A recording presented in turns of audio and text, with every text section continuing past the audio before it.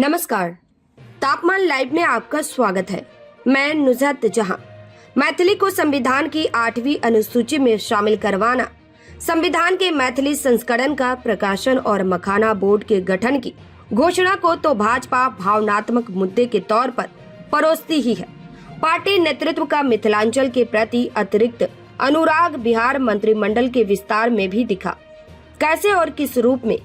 तापमान लाइव की इस प्रस्तुति में चर्चा उसी की। बिहार में लंबे समय से नीतीश कुमार के नेतृत्व में एनडीए की सरकार है।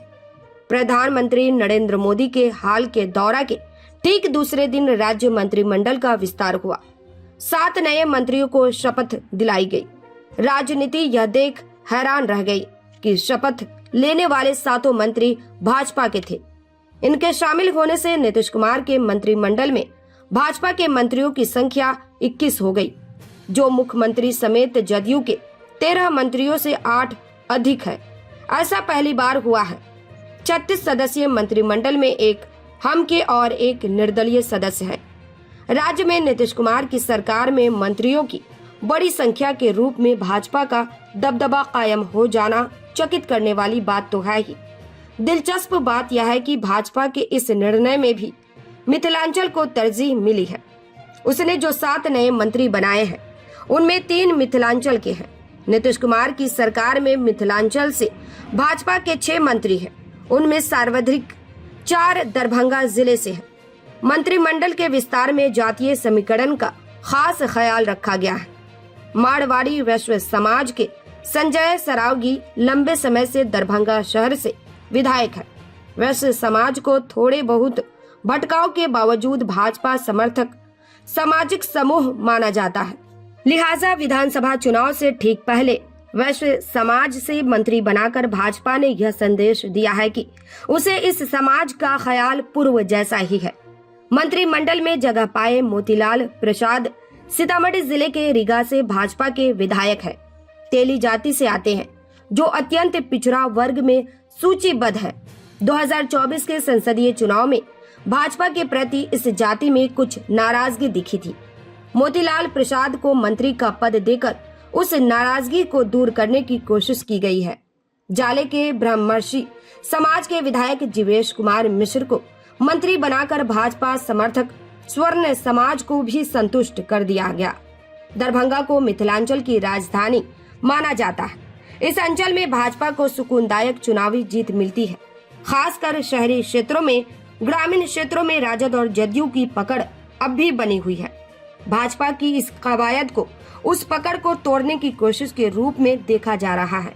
वैसे तो दरभंगा, मधुबनी, सीतामढ़ी और समस्तीपुर जिलों को ही मूल मिथिलांचल माना जाता है, पर अब इसका दायरा बेगूसराय, सहरसा, सुपौल और मधेपुरा तक बढ़ा दिया गया है।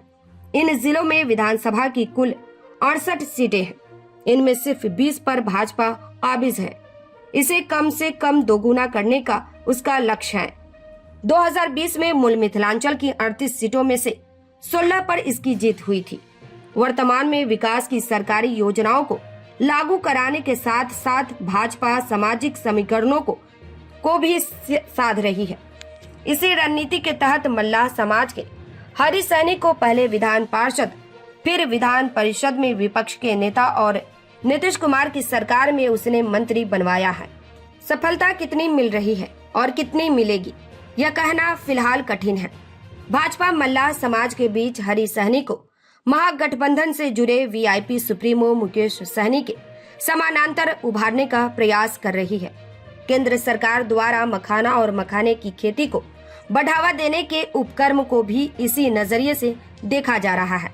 गौर करने वाली बात है कि मखाना की खेती से मल्लाह समाज के लोग बड़ी संख्या में जुड़े हुए हैं। सिर्फ मिथिलांचल में ही नहीं, सीमांचल में भी अब बड़े पैमाने पर इसकी खेती होने लगी है। मखाना बोर्ड के गठन की घोषणा से ही नहीं, सीता माता की प्राकट्य स्थली, सीतामढ़ी में भव्य जानकी मंदिर, दरभंगा में एयरपोर्ट, एम्स, मेट्रो रेल आदि योजनाओं से मिथिलांचल में भाजपा को चुनावी लाभ मिलने की संभावना से इनकार नहीं किया जा सकता है। वैसे राबड़ी देवी ने अलग मिथिला राज्य की मांग उठा उसके मंसूबे को पलीता लगाने का उपक्रम कर दिया। असर क्या पड़ता है, देखना दिलचस्प होगा। इस प्रस्तुति में बस इतना ही।